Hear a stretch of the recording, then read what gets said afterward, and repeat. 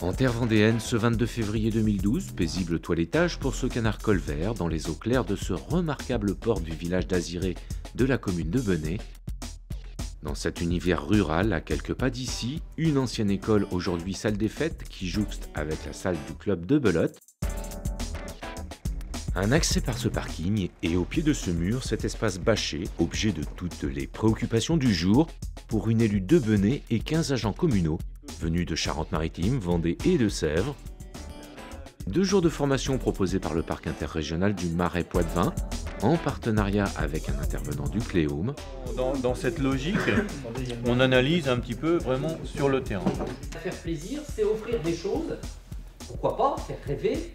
Si on prend une personne qui a un fauteuil roulant, elle va descendre, elle va la prendre, il va être obligé de faire ça. Vous êtes d'accord? 3 groupes en concurrence amicale pour imaginer et concevoir un espace vert qui doit tenir compte des composantes paysagères, culturelles et environnementales de ce lieu. Pour essayer d'avoir une vision globale, parce que très souvent, les massifs sont posés. Et notre objectif, entre autres, c'est de relier le massif à son proche environnement. Donc au bout de ces 2 jours, en ayant travaillé par groupe, ils vont réaliser un projet, la commission communale va se réunir, élire le projet qui correspondait le plus à, je dirais, à leur goût, mais aussi bien entendu à des objectifs fixés par un petit cahier des charges. Et le dit projet retenu fera l'objet d'une mise en place qui aura lieu le 9 mai. On a un angle ici. On a notre chemin qui traverse, en végétant les ans. Voilà. Pour l'instant, place à la cogitation et à la visite des élus. Ce qui est intéressant, c'est une formation action, c'est-à-dire qu'il y a la concomitance avec l'action sur le terrain, donc ils peuvent tout de suite mettre en application ce qu'ils viennent d'apprendre. À partir du moment où on a réfléchi à pourquoi on le faisait comme ça, eh bien, il y a toute la communication qu'on peut avoir avec les habitants. C'est ça qui est essentiel.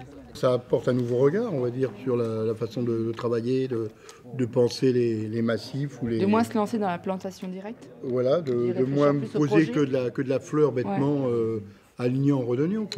On va dire que ça nous apporte une ouverture d'esprit.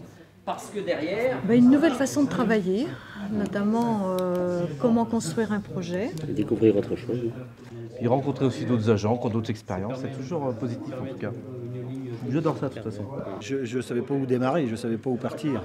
Donc je faisais un dessin et puis j'arrivais pas à l'expliquer, donc ça tombait plus ou moins à l'eau après. Et puis je suis moins obligé de faire appel à des professionnels pour faire ce genre de choses après. Tandis que là, peut-être que j'arriverai à me débrouiller tout seul pour des petits travaux, bien sûr.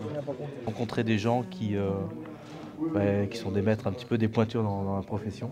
On est une trentaine peut-être d'intervenants, mais on est tous des personnes de métier, des personnes qui réalisent. On essaie de trouver des axes qui nous permettent de partager au mieux notre amour du métier, quelque part. Une action de formation qui illustre la politique globale du parc interrégional du Marais Poitevin qui, depuis 2008, s'implique dans la gestion durable des espaces verts et la promotion des pratiques respectueuses de l'environnement. Oui, dans d'autres stages que celui-là, j'ai appris à travailler plus écologique, sans pesticides, mais c'est dans d'autres stages que celui-là. Celui-là, ça va un petit peu plus loin, celui-là. Et à partir de là, chaque village a son ambiance et le but du parc, c'est d'arriver à faire émerger cette ambiance et à la mettre en scène grâce, par exemple, à des massifs.